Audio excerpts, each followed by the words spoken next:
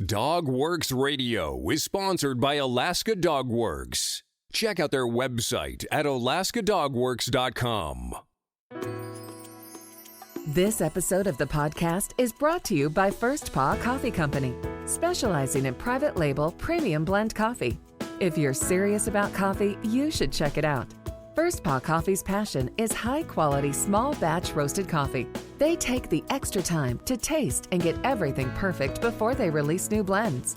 They aim to bring you a cup of happiness each time you pour yourself some coffee. Find out more at ak.dog/free and enter for a chance to win some First Paw Coffee prizes, a book from our collection, and tote bag. One winner will be selected at random each month. That's ak.dog/free. Did you know that less than 25% of owners attend a training class with their dog? We offer resources for the majority who don't. Today, we are going to dive into the reasons why and how we can change that. This is an alarming episode, but one that must be told. Please, if you are a dog owner, do something about it. One of the best things you can do is tell your dog-owning friends about this podcast, DogWorks Radio. Now let's get started. From First Paw Media, sponsored by Alaska Dog Works Professional Canine Training Center in Anchorage, Alaska. This is DogWorks Radio, committed to families and their dogs to build lifelong and fulfilling relationships. Visit our website at dogworksradio.com. Now, here are your hosts, Robert and Michele Forto. Hello and welcome to DogWorks Radio. This is your host, Michele Forto, and I am the lead trainer of Alaska Dog Works. Are you one of those few people that train your dog?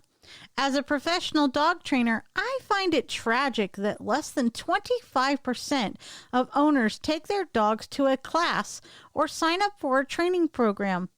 I don't find it tragic for business reasons, where I run at a fast pace to keep up with demand. I sometimes wonder if mom and pop training centers like mine are doing enough for the pet owners of our area. The tragedy is dogs who never receive proper socialization and training can end up paying for it with their lives. After being abandoned, turned into a shelter, or seized because of a bite incident. Just this week, I have visited with 10 clients. Several of them reported to me that many of their neighbors have puppies or new dogs close in age to their new puppies, and told me that those neighbors aren't interested in any professional dog training or guidance. That all means that as many as 75% of the dogs in this country never receive professional training. With more than 83 million dogs here, that works out to 62 million dogs. Dogs are dying by the millions at shelters, and bites continue to increase. We can change these two horrible scenarios.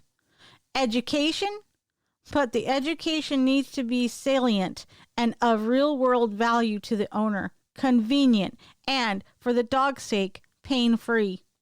A couple of organizations make an attempt to get owners to classes with their dogs. More can and should be done, but here's what's happening now.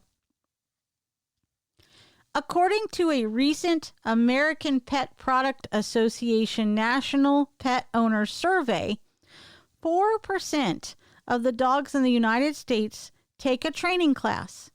An article in the Journal of the American Animal Hospitalization Association seems to confirm that dim percentage, noting that only 4.7% of puppies in a particular study had attended a socialization class. Meanwhile, recent research found that 25% of owners participate in classes with their dogs. The Association of the Professional Dog Trainers, for the 5th year in a row, has declared January to be National Train Your Dog Month. The organization offers free owner handouts on such important topics as busting dominance myths and tips for kids and pets. The group also has a Train Your Dog Month social media contest for its members.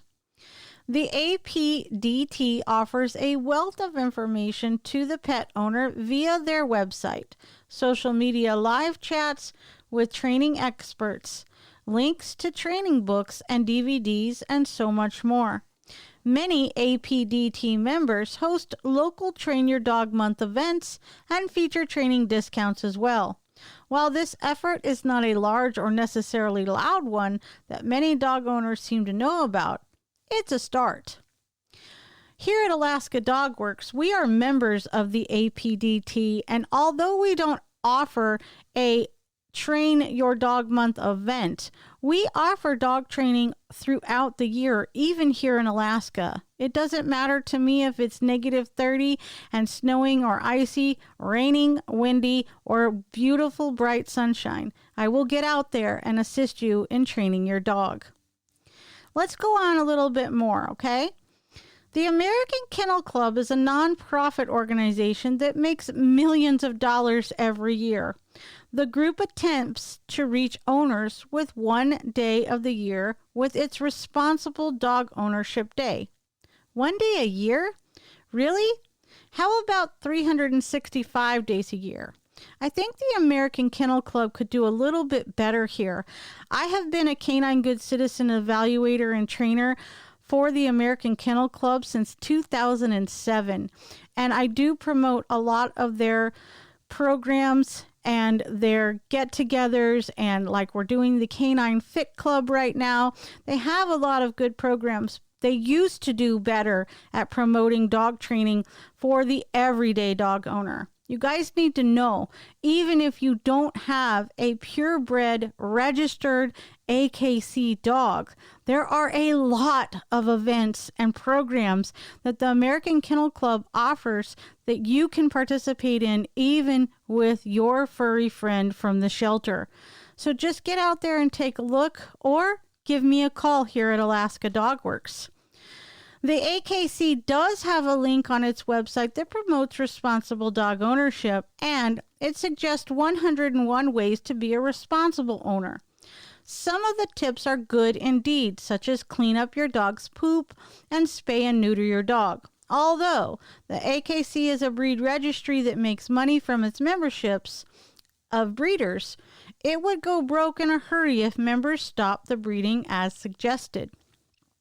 Tip number 75 out of the 101 ways to be a responsible dog owner is way out of date. However, it urges owners to be the alpha dog. That's known as the dominance theory, and it has been totally rebuked as not relevant to how dogs learn. Dogs are not trying to dominate you, period. Please Google dominance theory rebuked if you have any doubts. Scientists and behaviorists with advanced degrees galore have posted information pleading with dog owners not to listen to that outdated information. And I need to go a little bit further, you guys. Cesar Millan, as much of a good dog trainer as he is, he follows dominance theory. And that, again, has been debunked. We want to be cautious in how we emulate someone that does dog training on television. A relatively new organization, the Pet Professional Guild, provides a terrific amount of education and member benefits at no cost to pet owners.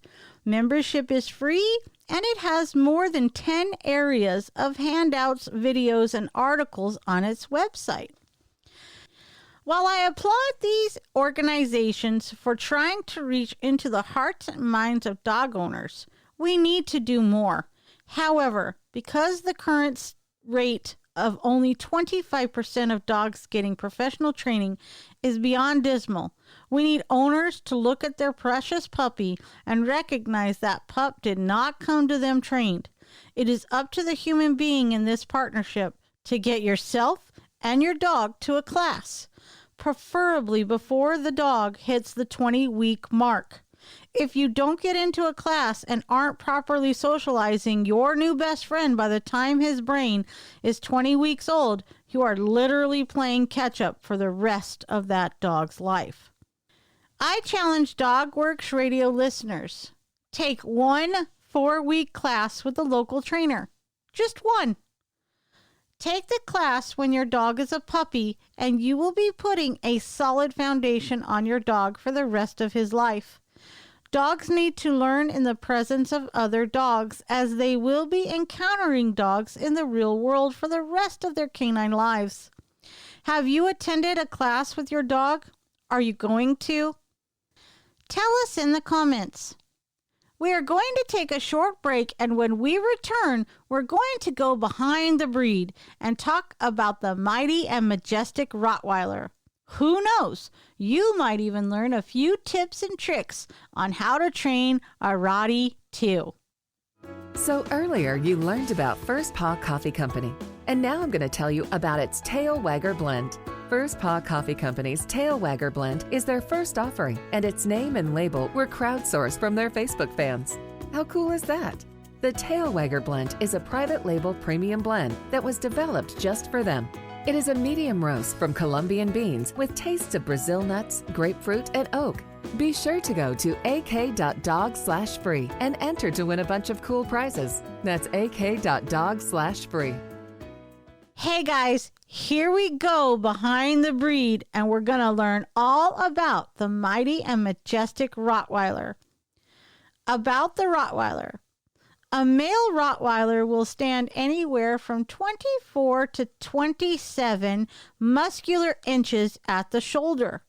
Females will run a bit smaller and lighter. The glistening short black coat with smart rust markings add to the picture of imposing strength.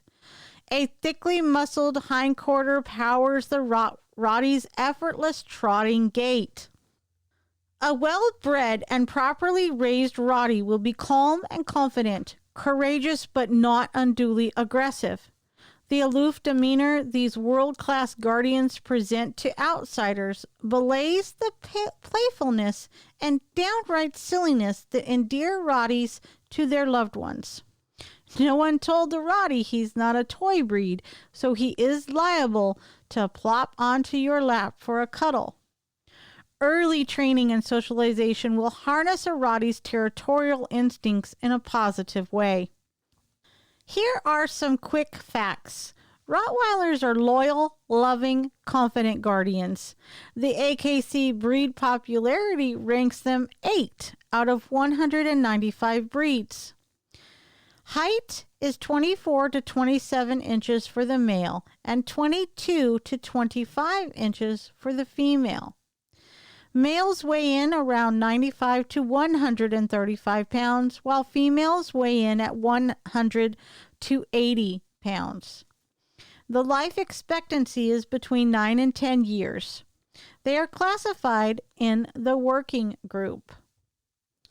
So, what is the history of the Rottweiler? Well, the Roman Empire was the organizing force behind Western Europe's formative years, and dog breeding was among the many pursuits forever altered by the Roman genius for practical problem solving. When conquering Roman legions marched to far-flung corners of the world, they brought their herds with them as food on the hoof. The army required tough, durable dogs to move and guard the herd. Utilizing Asian Mastiff-type breeding stock, the Romans developed the distant ancestor of today's Rottweiler. For centuries, the legions struggled to contain Germanic tribes, the so-called barbarian hordes massed on the empire's northern borders.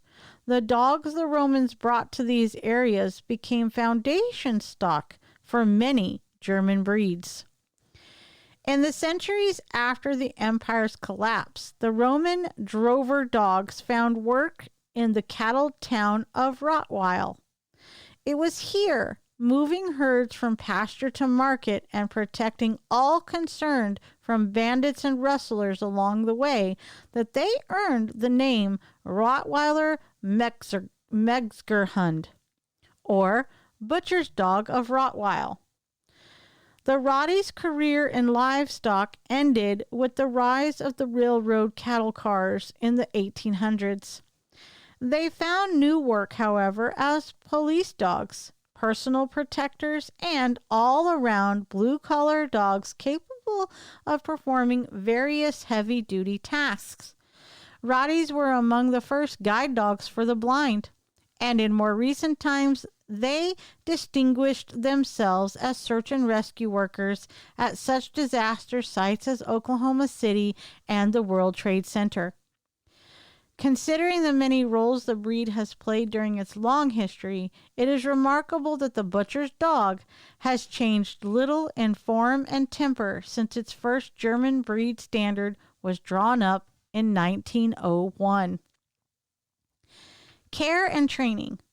The Rottweiler should do well on a high-quality dog food, whether commercially manufactured or home-prepared, with your veterinarian's supervision and approval. Any diet should be appropriate to the dog's age, puppy, adult, or senior.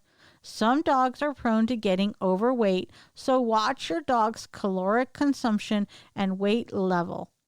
Treats can be an important aid in training, but giving too many can cause obesity. Learn about which human foods are safe for dogs and which are not. Check with your vet if you have any concerns about your dog's weight or diet. Clean, fresh water should be available at all times. Rottweilers love swimming, walking, and trotting, especially with their people. The breed is muscular and athletic and should have the opportunity to exercise on a daily basis. If there are jobs to do, Rottweilers learn easily to cart and are excellent workers in herding, tracking, and obedience. There is no limit to the canine activities that the Rottweiler can learn to do. Excess weight is not good for any dog, and exercise can help to keep your Rottweiler fit and healthy. The Rottweiler must be trained starting early in his life. Leadership, puppy socialization, basic training classes, and living in the owner's home are key to raising a well-mannered Rottweiler. Rottweilers are people dogs who do not do well when isolated from humans and life experiences. No matter the breed, dogs must live in this world complete with strange animals and people. One expert in the breed notes, "As a Rottweiler owner, it is my responsibility to spend time, energy, and money giving my dog the opportunities to learn on a day-to-day basis. The breed is intelligent, highly trainable, and wants to please, although some may be stubborn. It is very important that discipline be consistent, fair, and firm, without being rough. Roughhousing with the Rottweiler may encourage aggression and should be avoided. Rottweilers excel in many canine sports, and the breed works with a human partner in many functional roles." Would you like to learn more about your Rottweiler and how it can become one of the best trained dogs? Head over to alaskadogworks.com and find out. As always, be sure to follow us on our social channels. Just search for DogWorks Radio. Of note, I have been involved with, owned, and have been training Rotties since I was 17 years old. They are a fun-loving breed that wants nothing more than to be with their person. Here in Alaska, I have trained close to 20 in the decade we've been here. I can proudly say that the majority have advanced from their puppy training courses to more advanced courses that we teach at Alaska Dogworks, including our Dogs Assisting with Grace therapy training and certification program. If you are thinking about getting a Rottie, or you currently have one that you think might want to take on more training classes and challenges, we offer an adventure dog club where you can teach your dog to do things like hiking, canoeing, bike touring, glacier trekking, and many more. There is more information about the Adventure Dog Club on my website at alaskadogworks.com. See you next time. This episode of the podcast is sponsored by First Paw Coffee Company. Learn more at firstpaw.coffee. From First Paw Media, this is DogWorks Radio. We hope you enjoyed this podcast, and we invite you to subscribe in Apple Podcasts, Spotify, Stitcher, or wherever you get your podcasts. You'll find a link on the episode notes. You can tap or swipe on the episode cover art, and you'll see some offers from our sponsors. You can support our show by supporting them. If you like what you have heard, we would love it if you could give us a 5-star rating and tell your friends how to subscribe too. Your hosts are Robert and Michele Forto. Our producer is Robert Forto and created for First Paw Media. Did you know that Alaska Dog Works trains service dogs for those in need throughout North America? Each and every service dog that is trained through the Lead Dog Service Dog Program and Michele Forto and her team has an individual training plan. We train for autistic, mobility, psychiatric, and PTSD for our soldiers for service work. If you know of someone that may need a service dog, please take a moment and check out Alaska Dog Works on social media and at alaskadogworks.com.